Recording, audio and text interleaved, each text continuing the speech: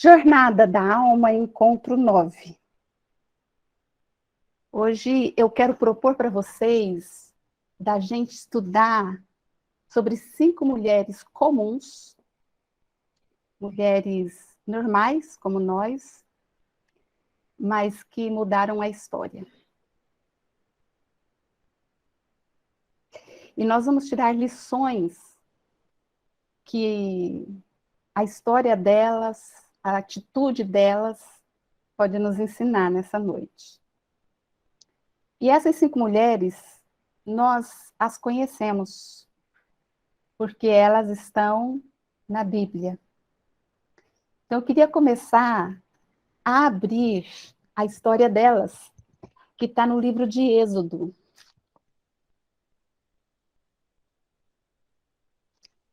O Êxodo, capítulo 1.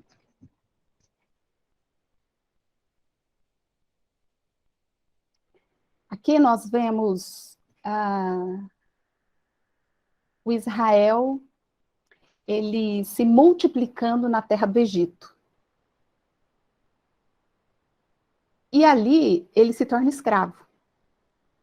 E o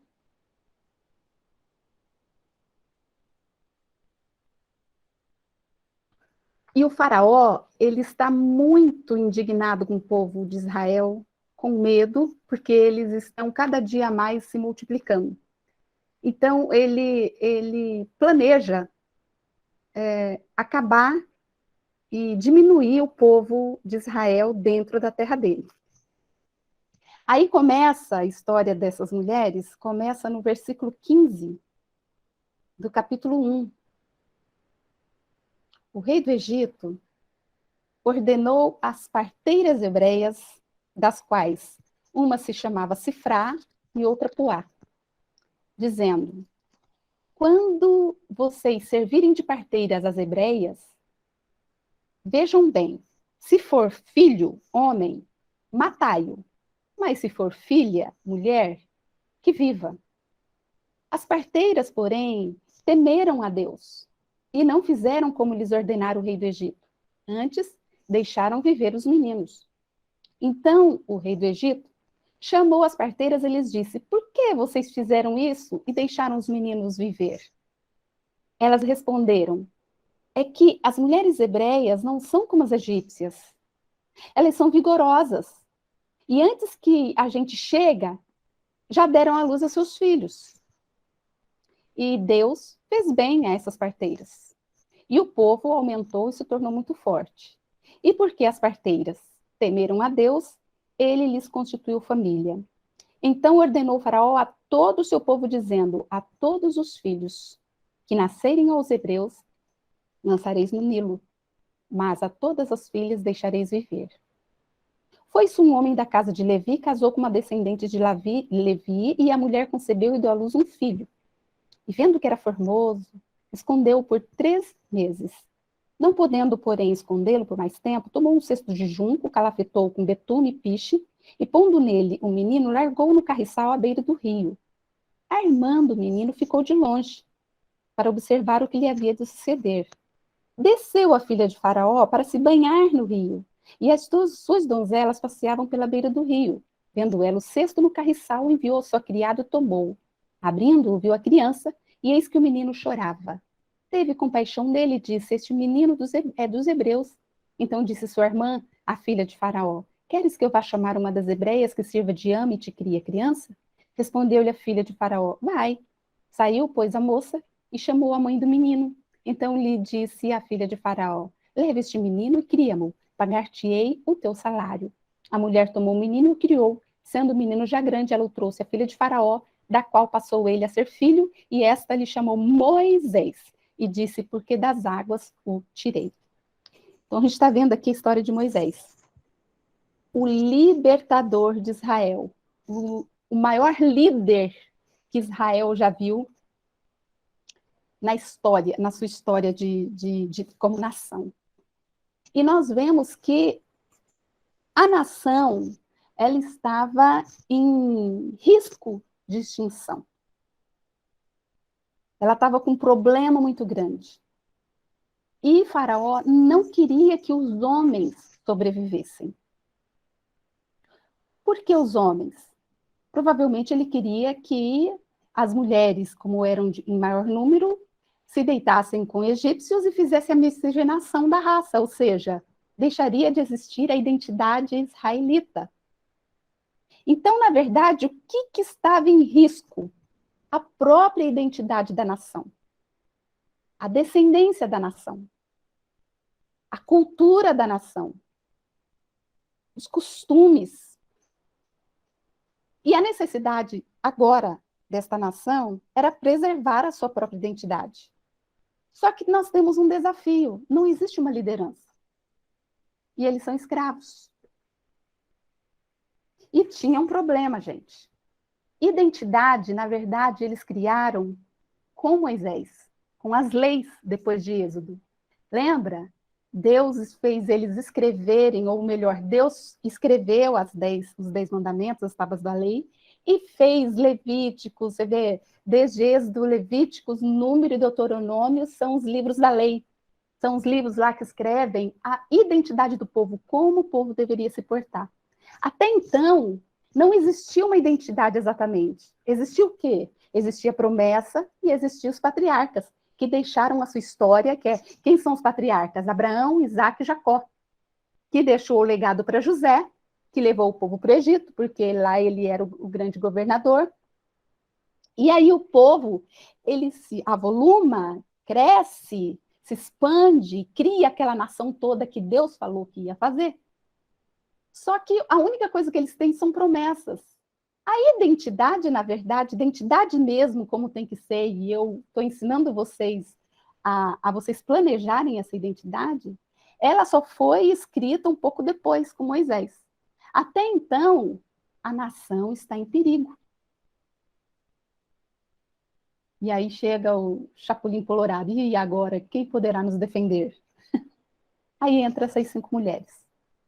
Gente, se não fosse a atitude dessas mulheres, que se posicionaram naquele tempo e fizeram cada uma a sua parte, não teria essa história rica que a gente lê hoje sobre a vida de Moisés. Então vamos lá começar com elas? As 2 primeiras que eu quero compartilhar aqui com vocês são as parteiras hebreias. E é bom a gente lembrar aqui que a gente está aprendendo com essas mulheres, que são mulheres comuns, mulheres do povo, e que mudaram a história de Israel. E elas têm atitudes que sustentam a identidade de Israel.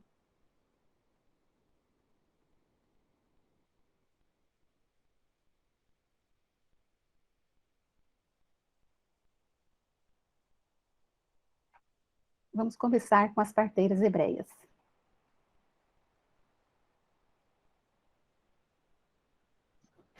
Elas se chamam Sifrá e Puá. Muitas vezes a gente não tem o nome delas no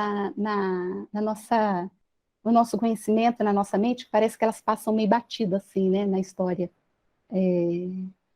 história geral da Bíblia. Mas é interessante a gente falar o nome delas, porque elas foram importantíssimas para a sobrevivência de Israel. Porque elas foram mandadas para matar os meninos. E elas se recusam a fazer isso. E elas mentem para o faraó que as mulheres hebreias, elas são vigorosas, são fortes, e elas têm neném muito antes delas chegarem. Aí você vê aí que elas se levantam como missão, como identidade, preservar a vida. Elas são parteiras. Parteira traz a luz e não mata. A missão, o objetivo, o propósito da parteira é trazer a luz. E elas se lembram da missão delas. E aí eu quero compartilhar aqui com vocês algumas atitudes que são importantíssimas, essas atitudes, para que você norteie a sua identidade, os seus valores e a sua visão e os seus sonhos? A primeira coisa é cooperação e não competição. Porque nós mulheres hoje, a gente aprende a entrar no mundo competindo beleza, competindo trabalho, competindo a nossa própria competência. A gente tem que competir, a gente tem que provar que a gente é melhor para a gente ganhar espaço onde a gente está. E o que é competição? Que é o que a gente aprende. É você trabalhar para si mesma, você ser a melhor, você se destacar. E aí, as hebreias parteiras, elas nos ensinam que, primeiro, você trabalha em equipe. Você tem um povo que você precisa de preservar. Você não tem que provar que você é melhor. Você, inclusive, não faz comparações quando você trabalha como cooperação. Você não trabalha para sua autopromoção, para você vencer, para você se promover. E isso faz com que a gente não fique agressiva, como muitas vezes é a competição masculina lá fora no mundo do trabalho, por exemplo, que você tem que ter aquele sangue nos olhos, né? Aquela agressividade. Porque a cooperação, você não precisa dessa agressividade toda, porque você não está querendo provar nada para ninguém. O próprio perfeccionismo, sabe quando a gente levanta esse perfeccionismo, que a gente tem que fazer todas as coisas da melhor maneira possível? Isso é competição. Você não ter liberdade de mostrar os seus erros, de mostrar as suas limitações, não. Você quer que todo o seu trabalho saia perfeito, porque senão você não faz. Por isso que você nunca se lança, por isso que você não coloca os seus sonhos em prática. Por quê? Porque é uma mente competitiva e não cooperativa. E a gente tem que transformar isso. O lado feminino é cooperação, é preservar a vida.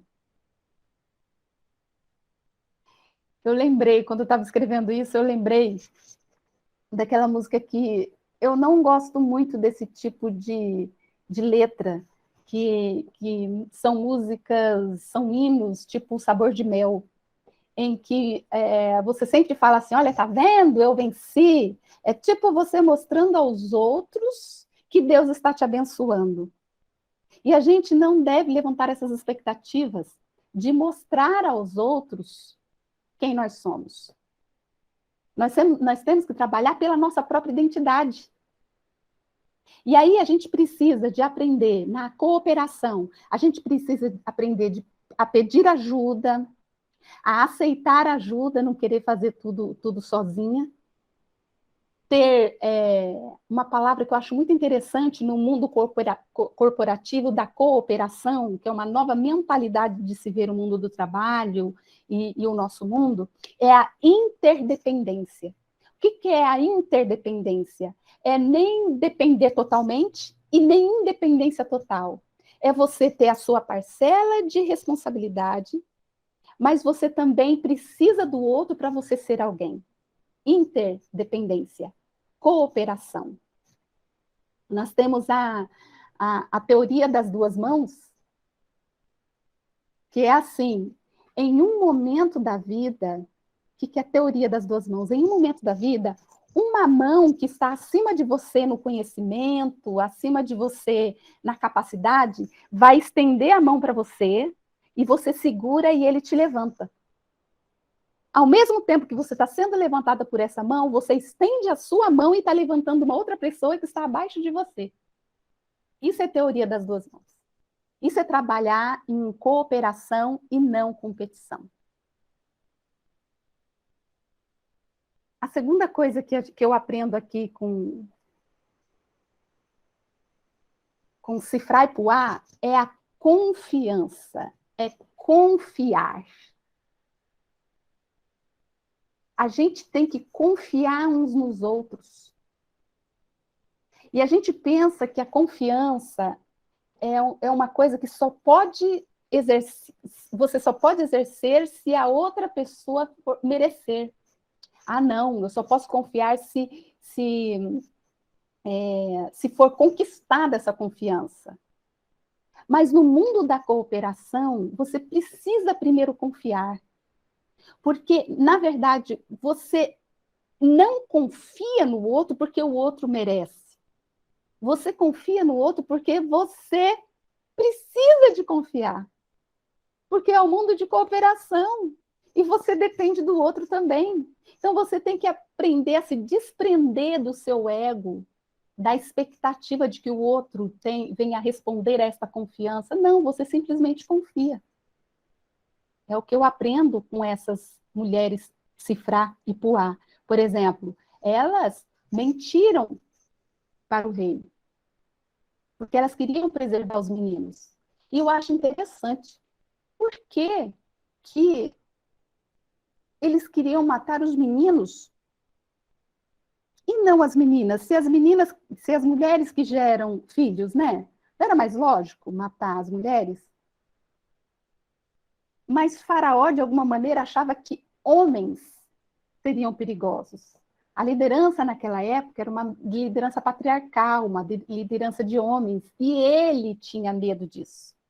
Provavelmente ele tinha ouvido falar das promessas de Israel, entre eles os costumes, que eles estavam esperando um libertador, que Deus prometeu que iria libertá-los.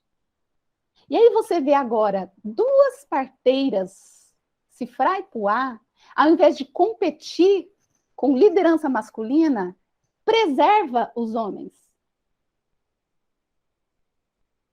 As feministas de hoje, o feminismo de hoje quer matar, quer estrangular a masculinidade dos homens, porque elas se sentem ameaçadas, é o contrário.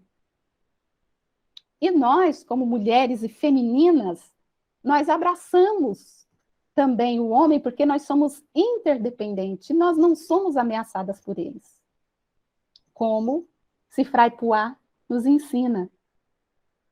E às vezes, gente, a gente esquece dessa lei da cooperação e a gente às vezes se sente cansado porque a gente quer levar o mundo nas nossas costas. E a gente quer mostrar para o mundo que a gente pode, que a gente é forte. E às vezes a gente esquece que a cooperação é que vai nos libertar. A cooperação que vai nos tirar esse fardo. Levar fardo que não é seu, como mãe, como filha, como avó, como dona de casa. Você não tem que levar todo esse fardo. Você tem que aprender que as outras pessoas têm que cooperar e todo mundo tem que cooperar para um bem maior e para o bem da equipe. Que são valores maravilhosos que Cifrá e Puá nos ensina.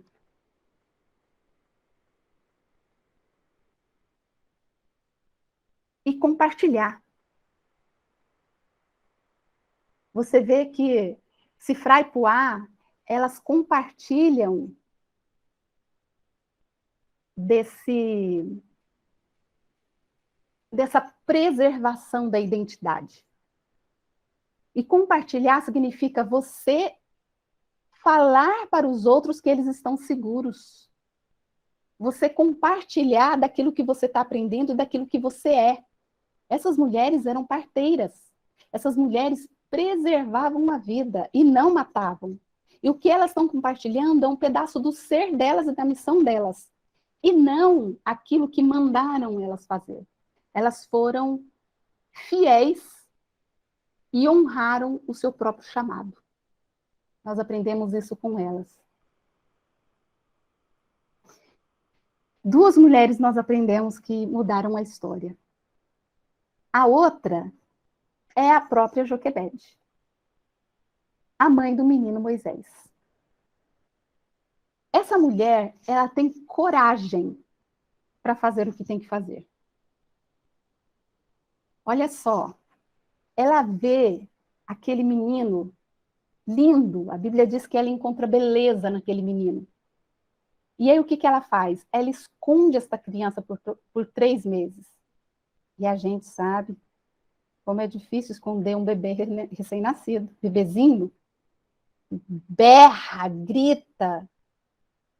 E o rei tinha mandado toda a nação matar, todo mundo tinha agora o dever de matar meninos, se encontrassem meninos. Então, significa que ela escondeu muito bem. Ou seja, ela pegou isso que ela encontrou beleza e ela guardou para si. E ela disse: eu não posso me desfazer disso. Ela teve coragem de pegar este sonho, de pegar essa coisa linda e guardar enquanto ela pôde. O contrário de outras pessoas que poderiam olhar e falar assim: ah, nós somos escravos mesmo, é isso que mandaram fazer, vai fazer o quê? A gente tem mais é que aceitar a morte das crianças. Nós só somos escravos. Ela não. Ela tomou uma outra atitude. Ela teve a coragem de dizer: eu acho que a vida é mais do que isso. Eu acho que eu posso preservar a vida desse menino o máximo que eu puder. E ela foi alimentando ele até ele estar pronto para ela expor ele. Porque a Bíblia diz que até os 3 meses ela conseguiu escondê-lo. E agora ela não pode mais esconder. E aí a gente vê o que a gente aprende com ela, essa coragem de a gente alimentar os nossos sonhos, aquilo que a gente quer fazer. E aqui tal, eu não vou fazer como todo mundo. Eu não vou pegar meus sonhos, engavetar e falar assim, é impossível. Ah, a vida é só isso mesmo. Aí é muito trabalho eu ter que fazer as coisas. Aí eu acho que eu vou aceitar essa minha vida aqui mesmo. Não, Joquebede nos ensina, tenha coragem de alimentar o seu sonho até a hora de expor ele ao mundo, de você fazer, de você realizar este sonho na prática. E às vezes a gente fica com medo de fazer isso, porque tem algumas coisas que a gente quer fazer, só que vai contra a lei natural das coisas. Por exemplo, meu cabelo. Você pensa que é fácil passar por transição capilar de cabelos brancos e naturais? Não é fácil, porque quase não tem ninguém fazendo. E aí você tem que ter coragem para você inovar, para você ser uma das primeiras a levantar uma bandeira. Não gosto de bandeira. Mas levantar uma ideia e falar assim, cara, eu acredito nisso. Eu posso me libertar, eu posso ser eu. Este é o meu sonho. Eu andar com essa liberdade sem ser julgada, sem achar que eu estou muito fora da caixinha. Joquebede me ensina isso. A outra coisa que Joquebede nos ensina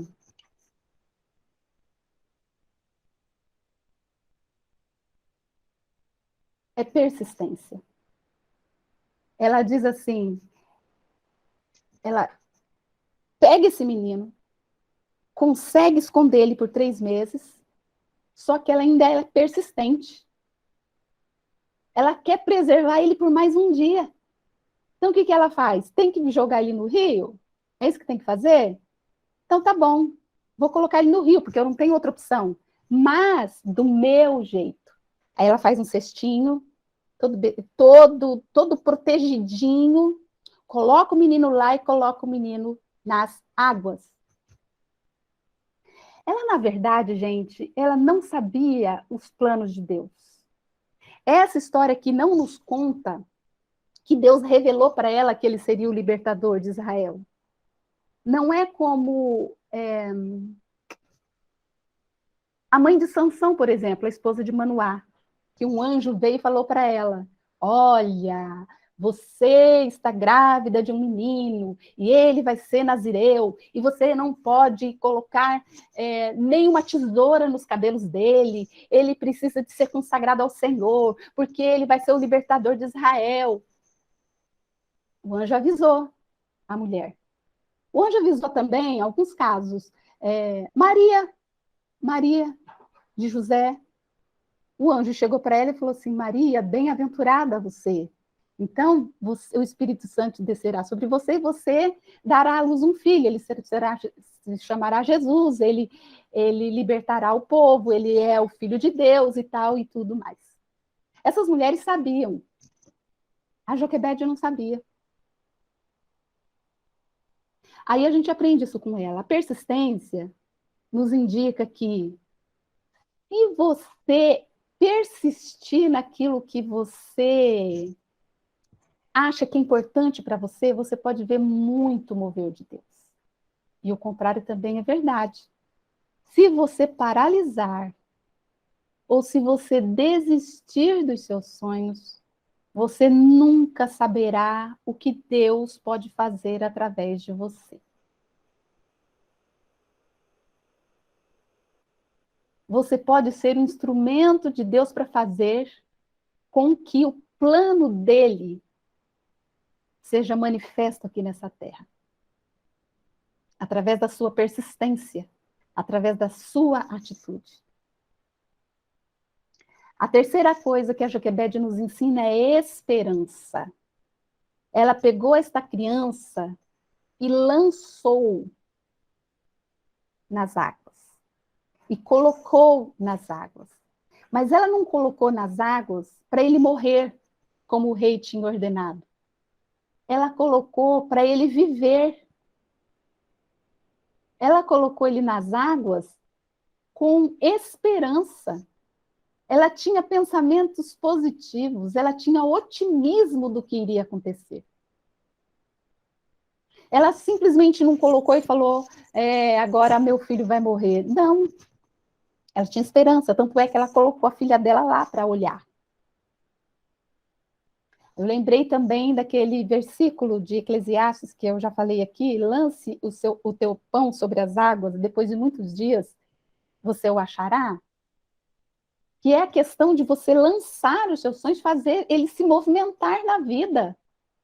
Você ter essa esperança de que alguma coisa boa pode acontecer, de que você é capaz de ver grandes coisas, milagres do Senhor, viver experiências maravilhosas com Deus, com os seus planos e com você mesmo, com a situação da sua própria capacidade, das suas limitações que estão sendo agora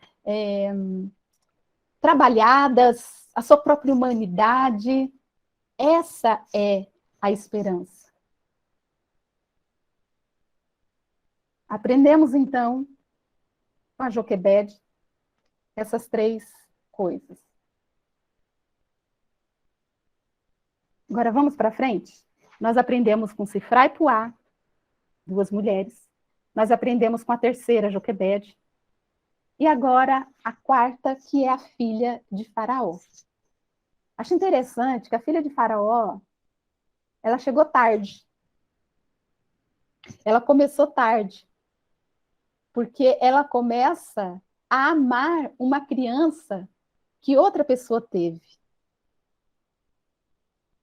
E ela só foi ter essa criança depois dela desmamada e depois dela já grande. Isso nos ensina também que a gente, não importa a hora que a gente começa a ter os nossos sonhos, os nossos planos, não importa. Em qualquer idade Deus pode nos usar, como Deus usou a filha de Faraó. A generosidade dela foi escancarada nesta ação. Ela olhou para esta criança, que era hebreia, e ela quis contribuir para que esta criança não morresse. E é muito importante a gente fazer essa pergunta. O que eu posso fazer com a generosidade na minha vida? A generosidade, ela faz você perguntar por que eu faço as coisas que eu faço? Por que eu levanto todos os dias de manhã e faço todo o meu ritual de trabalho ou em casa ou fora de casa? Por que eu faço tudo isso? Para ganhar dinheiro? Eu faço isso só para ter sustento? Eu faço isso porque eu sou obrigada? Eu faço isso porque eu quero provar alguma coisa para alguém? Não. Aí entra os valores que a gente precisa de aprender, os valores que a gente aprende como mulheres femininas, que a gente tem que fazer as coisas por generosidade. Gente, eu trabalho porque eu quero fazer o mundo melhor. Eu quero melhorar a vida de alguém, seja lá o que for que eu for fazer. Sabe aquela pessoa que é caixa e que vai dar o troco, ou que ajuda nas compras? Ela está ajudando um ser humano a melhorar a vida do ser humano daquela pessoa naquela hora. A pessoa que, seja lá onde for, nos trabalhos mais escondidos que for, você está ajudando alguém. E você tem que olhar o seu trabalho como um trabalho que faz sentido para o mundo. Eu trabalho porque eu quero inspirar outras mulheres a serem melhores. Então, eu quero ser um ícone, eu quero ser um modelo. Eu quero ensinar para as outras mulheres que nós podemos ser melhores, felizes, potentes, sonhadoras. Aí eu pergunto para você, o que você está oferecendo ao mundo através da sua vida? Esta é a generosidade que a filha de Faraó me ensina.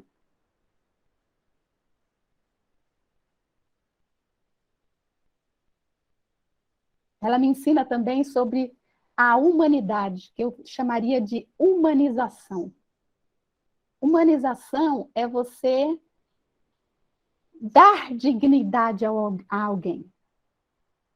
Ela está com esse hebreuzinho nas mãos, que, na verdade, qual seria o destino dele? A morte. Mas ela dá dignidade, ela dá um nome a essa criança. Moisés, foi ela que deu esse nome, porque das águas eu o tirei.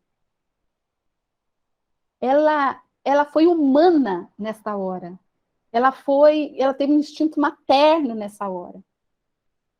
Ela poupou. Poupando o menino, ela poupou uma nação toda. Porque, na verdade, quem que ela estava livrando da morte? O próprio libertador de Israel. Então, como é que a gente tem que se comportar no mundo que a filha de Faraó nos ensina? Além da generosidade, a gente precisa de ser humana. A gente precisa de dar dignidade para quem está do nosso lado. Nunca humilhar, nunca se sentir superior, nunca passar a perna. Mas assim como nós temos a dignidade com a gente mesma, a gente tem com o outro também. A última mulher que eu aprendo hoje, gente, é a Miriam. Essa Miriam aqui é uma menina, ela é uma jovenzinha, uma púbere, eu acho que ela estava na puberdade ainda. E essa menina, ela me ensina que mulher pode ser criativa. A criatividade é a capacidade de você ver um problema de maneira diferente, de pensar diferente, de ter uma outra perspectiva da situação, de ser perspicaz. A pessoa criativa, ela consegue discernir detalhes das coisas. A pessoa criativa, ela cria, ela inventa coisas, ela tenta buscar soluções para o mundo. Um dia, gente, eu acho que eu vou falar um tópico do nosso encontro só sobre criatividade. Porque se tem uma coisa que mulher tem de sobra, além da intuição, é a criatividade. Nós nascemos criativas. É que a gente vai perdendo essa capacidade conforme a gente cresce. A outra coisa que a Miriam nos ensina é a prudência. Ela ficou ali só aguardando o que iria acontecer, ficou só observando aquele cestinho andando sobre as águas. A pessoa prudente é aquela pessoa que ela prevê e ela pode evitar perigos à frente. A pessoa prudente, ela calcula aquilo que ela tem que fazer e ela sabe dos impactos das escolhas, das decisões dela. A pessoa prudente. Eu gosto da definição de que a prudência é você, ser prudente é você se preparar para as oportunidades. Quando a oportunidade vier, você já está preparado, porque você está prudente, você está observando as coisas, você está evitando, você está prevendo o que pode acontecer. Eu acho interessante sobre a oportunidade, que a oportunidade ela tem duas características. O que é a oportunidade? A oportunidade, às vezes, ela é rápida, ela tem prazo de validade. Pode ser segundos, como pode ser anos. Por exemplo, eu estava no avião uma vez, eu sempre vejo celebridades quando você anda em ponte aérea. E aí eu vi uma vez o João Alexandre, que é um compositor evangélico que eu gosto demais. E eu lembro que eu ouvi, e ele estava indo tomar café no mesmo lugar onde a gente estava indo tomar café também, né, ali dentro do aeroporto. E aí eu fiquei com vergonha de chegar nele, porque eu falei, eu não vou interromper o cafezinho dele, deixa ele lá, mas a minha vontade era chegar para ele e falar, e agradecer, e abençoar a vida dele. Gente, e depois eu me arrependi amargamente. Falei, gente, eu podia ter falado com ele, porque também ele é uma pessoa muito comum e muito simples. Ele não iria se ofender se eu chegasse para falar e abençoar ele. João Alexandre, admiro você pra caramba, continue assim e tal, tal, tal. Eu tive uma oportunidade de alguns minutos ali e depois perdi. Lembro de uma oportunidade na minha vida que, assim, me marcou demais. Eu morava no Paraná e adolescentinha. E meu pai recebeu o convite para pastorear em São Paulo, Americana. E eu lembro que eu não gostei dessa notícia, porque eu tinha os meus amigos, eu tinha a minha vida lá no Paraná, e para mim o novo me assustava muito. Novos amigos, nova escola, nova igreja, novas pessoas, e eu não tinha muita essa veia assim extrovertida e social, eu não gostava. Então, só de pensar em estar em outro estado, começar tudo de novo, e aquilo me arrepiava, me assustava demais.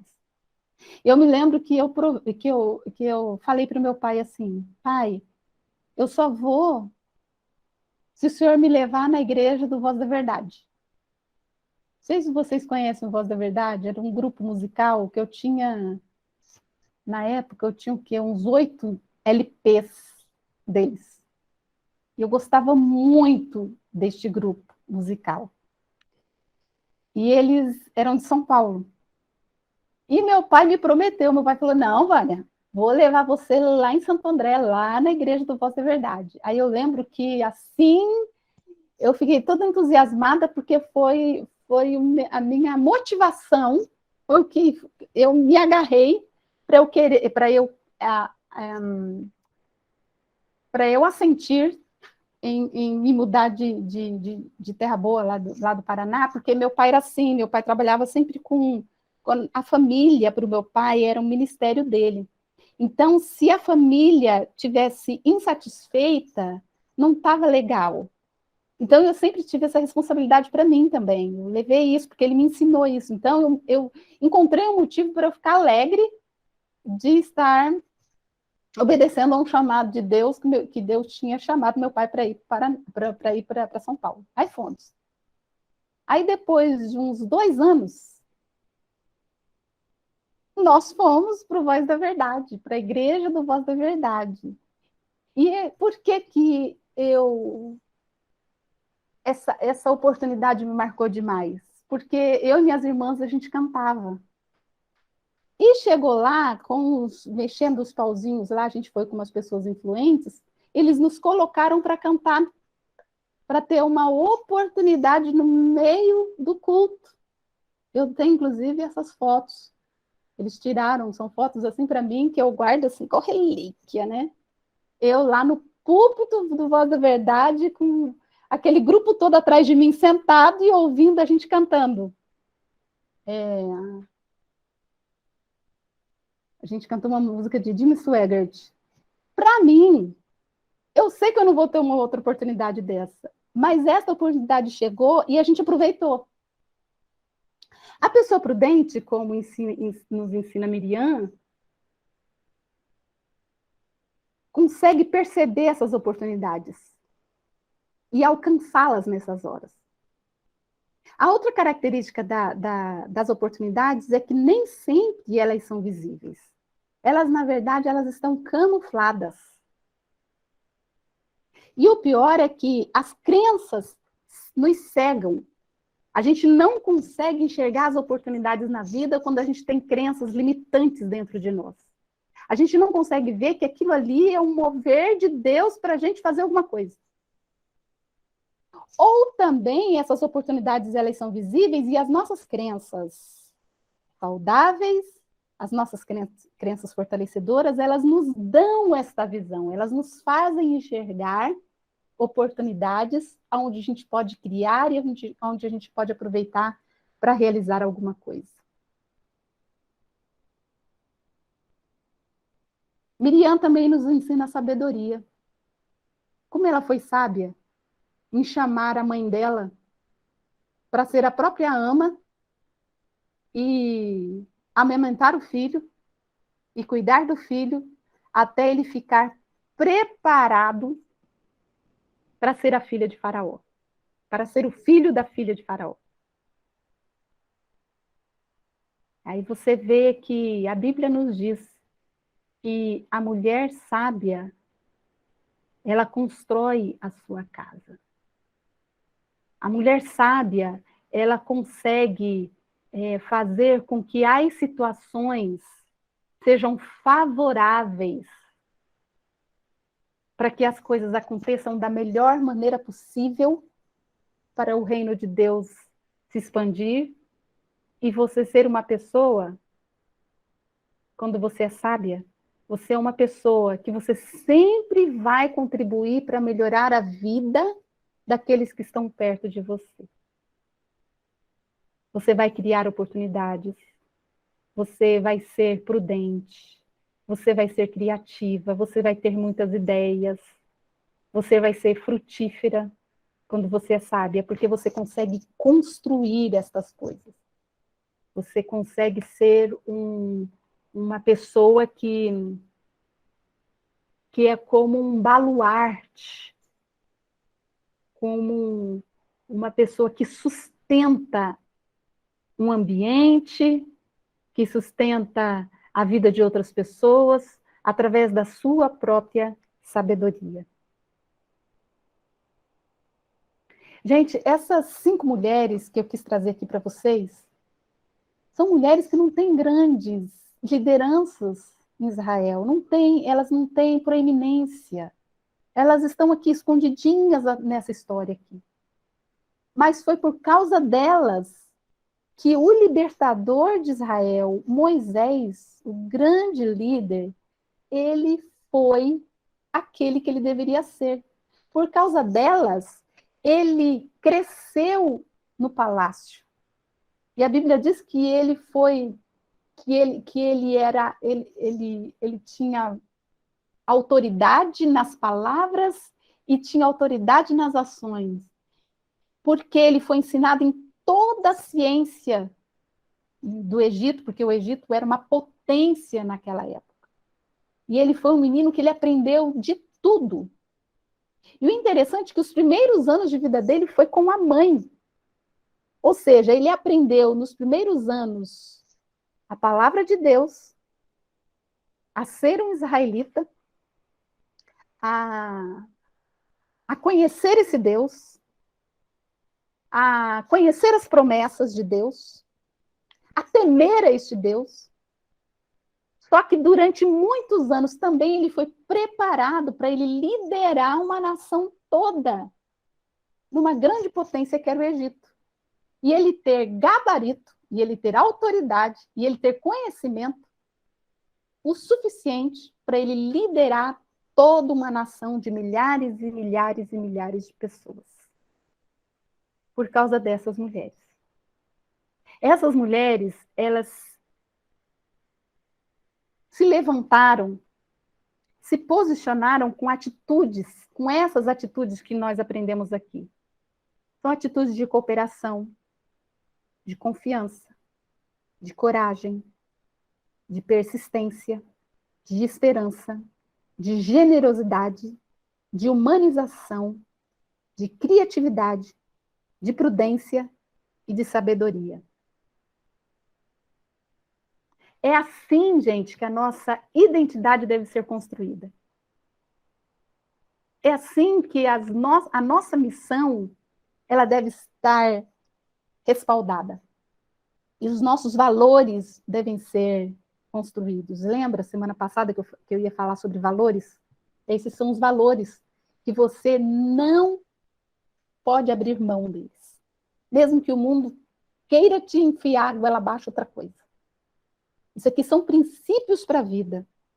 E por que é importante a gente construir esses valores? Porque esses valores é que impactaram o mundo. Esses valores é que mudaram o mundo. Por causa da atitude dessas mulheres com essas qualidades que fizeram com que o plano de Deus fosse bem realizado, do jeito que Deus queria que fosse realizado. Às vezes, a gente está estacionada na vida, a gente está imobilizada, assim, a gente aceita o que tem que fazer, levanta de manhã, dorme à noite, só que a gente não tem intenção nenhuma na nossa vida. Então, de fato, no nosso desenvolvimento pessoal, a gente está parado, muitas vezes. Ou, às vezes, a gente vem com a queixa de que a gente procrastina as coisas demais. De que a gente não consegue ter uma perseverança nas coisas. E que a gente sempre deixa as coisas importantes para depois. Ou muitas vezes a gente se sente tão incompetente, tão incapaz, que a gente fala assim, mas não faz muita diferença. A gente não vai fazer muita diferença no mundo. Vai fazer diferença eu ser persistente? Vai fazer diferença eu ter coragem? Eu acho que eu não vou fazer nem cosquinha para o mundo. E mais uma vez, a gente deixa segundo plano a nossa vida. A vida que é o dom que Deus nos deu, o presente que Deus nos deu. Aí eu aprendo que a gente construindo essa identidade, preservando esses valores e desenvolvendo esses valores dentro da gente, a gente tem a nossa parcela de responsabilidade. Porque Deus ia levantar um libertador.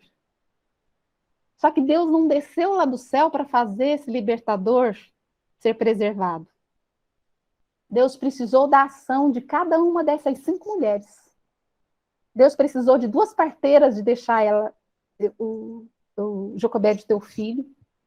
Deus precisou de uma Joquebede para preservar esse menino durante 3 meses. Deus precisou de uma filha de Faraó para enxergar ele, ver beleza nele e amar ele, mesmo ele sendo de outra raça, de outro povo. Ela amou essa criança e adotou essa criança para ela. Deus também precisou e usou uma Miriam, uma menina. Então não importa a idade, vocês estão vendo? Não importa a idade, não importa o tempo que você tem, o conhecimento que você tem de princesa plebeia, de mulher, de filha de Faraó, a menina que é escrava, não importa. Deus usa a sua atitude se posicionando na história. E aí, através da sua atitude, Deus faz. Então, a responsabilidade dentro de você está aí. Não é responsabilidade dessas mulheres escolher Moisés, fazer com que Moisés seja o libertador. Não isso. Como é que Deus vai mudar? A gente não sabe como é que Deus vai fazer na nossa vida.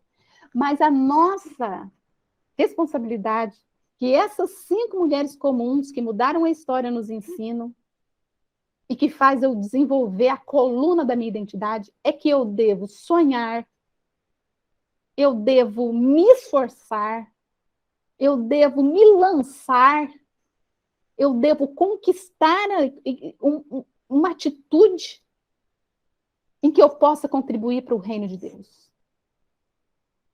Deus não usa pessoas que estão vitimizadas, de braços cruzados, esperando o outro. Deus usa pessoas que estão falando assim, eu quero, o que eu posso fazer? E está tentando aprender, tentando acertar na vida e tomando atitude. São essas pessoas que Deus olha e fala, epa, é por aqui que eu vou fazer o meu plano eterno ser realizado nesta terra. E como a gente tem falado, a gente aprende com Deus a ter sonhos, a planejar, e a gente aprende que são numerosos. Ele é o Deus abundante nesse quesito. Então, a gente também tem que ser abundante, gente.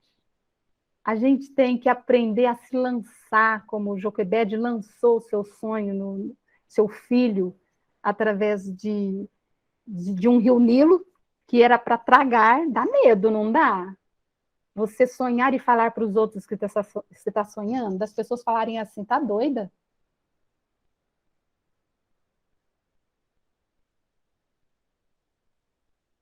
Mas é você confiar tanto naquilo ali, que você se prepara, coloca um betume, é como se você tivesse com uma couraça emocional para você continuar firme, para você acreditar, para você ter esperança, para você ter otimismo naquilo que você está querendo fazer, naquilo que você está querendo realizar. Seja qual for o que você quiser fazer. E eu sempre gosto de dizer, os sonhos, a visão, os propósitos, o caminho que você quer trilhar, você tem que sonhar e fazer ele acontecer nas várias áreas da sua vida. E quanto mais você se experimenta e você descobre coisas e competências dentro de você, e você descobre dons, capacidades dentro de você, você vai descobrindo como você pode contribuir para o mundo. E você acaba descobrindo que o mundo é melhor com você. E que você vai fazer falta para este mundo quando você sair daqui. Esta é a convicção que eu tenho. E esta é a convicção que eu quero que vocês tenham hoje, com esta lição dessas colunas que sustentam a nossa identidade. Com essas mulheres, 5 mulheres comuns, que nos ensinam que podemos mudar a nossa história. Ou a história de alguém. Ou a história deste mundo. Eu não sei o que Deus tem para realizar a partir da vida de vocês. A partir da atitude de vocês. Não sei se eu estou falando aqui com mulheres que vão gerar filhos e frutos. Não sei a extensão do trabalho de vocês. Mas a minha atitude, a minha responsabilidade hoje é entregar esta consciência para vocês. Este conhecimento para vocês. E abençoar os sonhos de vocês. E abençoar aquilo que vocês podem realizar através das mãos de vocês. E dizer para vocês, vocês podem sim ser uma potência nas mãos de Deus. Vocês podem sim mudar a vida de toda uma nação. O que seria essa nação? Grupos de pessoas, famílias na igreja, vizinhos, no trabalho. E é assim que eu espero. Eu sou otimista para isso. E eu sei que eu posso estar falando e estar germinando aí um frutinho que Deus está querendo fazer algo muito grande na vida de vocês aqui. Porque só Deus sabe, eu não sei. Eu só sou um instrumento de Deus. E é isso que eu quero que vocês sejam. A melhor versão de vocês, que seja o melhor instrumento que Deus pode usar aqui nessa terra. Alô, Deus, eu estou aqui. Oi, eu estou aqui. Pode me usar. Sou teu instrumento, Senhor. Recebo toda a capacidade que o Senhor já derramou em cima de mim. E eu vou descobrir essa capacidade. E eu vou conquistar esta atitude. Uma atitude que faça com que o seu reino se expanda cada vez mais. Que é isso que eu quero nesta vida. E nós podemos fazer isso, minhas queridas.